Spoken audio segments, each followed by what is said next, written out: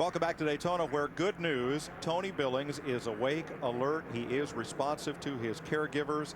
They did take quite a lot of time in removing him from that car as a precaution, but you can see that he's moving around and he has been responding and responsive to them. Boy, that's good news. Yeah, we saw him when they were picking him up out of the car. He was helping rescue workers get himself out of the car, but again, he must have something that doesn't feel quite right, so they're just taking extra time to make sure that they don't do anything to hurt him. I mean, they'll do this if he's complaining about his neck, his back, his legs, or anything of that nature. They do this just to be safe. See right there, he's gripping right now, gripping the rescue workers, out kind of shaking hands with them. So I think there again, this is something that NASCAR is trying to do, is to make sure they've got quality personnel to take care of these drivers when they do have a hard lick like this. And I mean, you talk about something that was very encouraging a few minutes ago on the big Vision-Tron down in the infield when they saw him getting out, moving his legs. Everybody in the grandstand was applauding.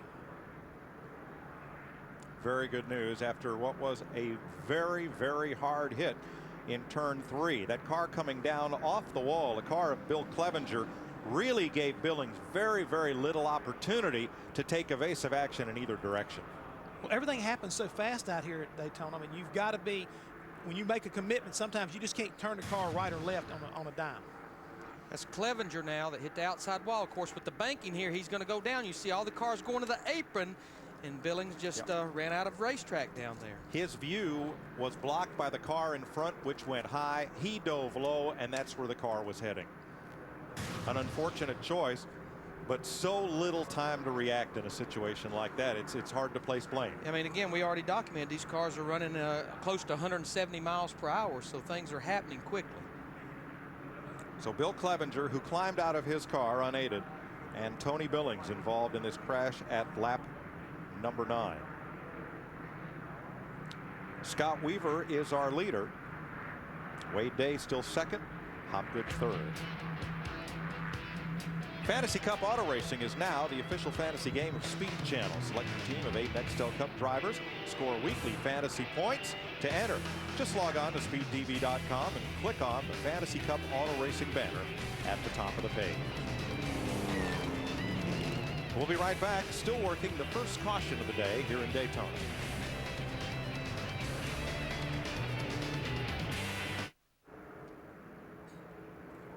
Welcome back to Daytona, where cleanup is just about complete in turns 3 and 4 after a hard 2-car crash involving Bill Clevenger and Tony Billings. Scott Weaver, your leader.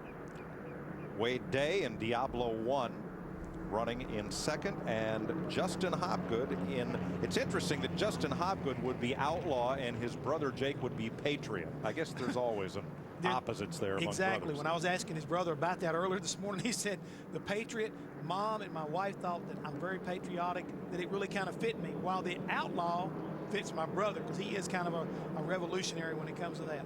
All right, Steve Burns is with Bill Clevenger. And Mike, good news, he's out of the infield care center. Bill, how are you? Good. I want to say that I'm fine. Everybody back home in McConnellsburg, I know there's a lot of people rooting for me, and it's just, just a hard hit, but we're fine. Hopefully the other guy's fine.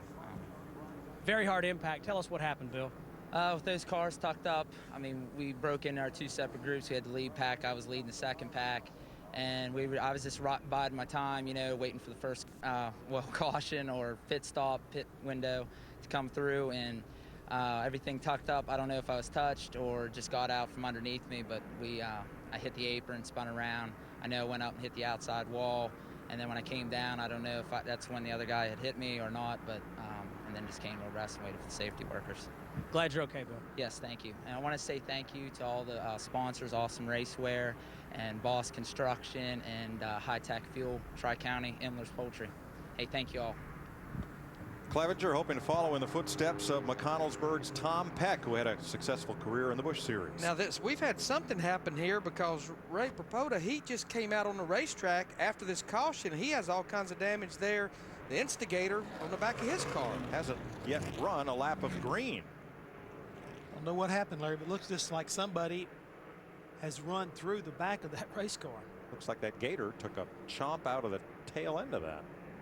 Well, Ray Dunlap, all these caution laps are going to stretch this fuel window, aren't they? They really will, Mike. And Robert Huffman is down here in the pit of the number 37. The car is called Blade, and I'll tell you about that nickname here in a little bit. But Robert, of course, last year's champion, here watching over a car that he's part owner in with Jim Harris, who's right beside him. And they're saying, what is our window?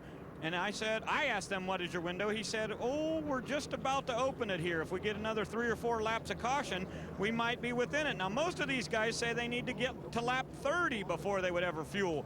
But with the Toyotas, they're getting certainly better fuel mileage. So these guys are keeping their eye out for when they give them 1 lap to go. And I would expect the 37 of Blade to hit the pit road, and that might be their only stop. Yeah, I mean, obviously, at a track like this, anytime you can come to pit road under caution is much better than making a green flag stop. And normally caution laps, even with these 6 cylinders, it's about 2 cautions to 1 green lap. So, yeah, if they can figure they can get to that window where they can make 1 stop, Jeff, makes much better sense to pit now. Oh, yeah, it really does, but you got to be careful, because if all of a sudden you decide to pit and the way that certain things kind of work out, you could get hung out there in the back by yourself and lose the lead pack, and that could be trouble also. Well, let's change strategy once again.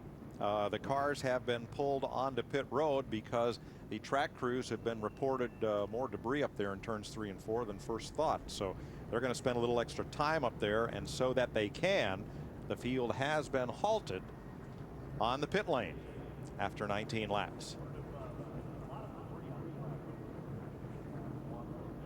So we'll be back to Daytona International Speedway, 19 laps complete in the inaugural IPOWER Dash Series 150.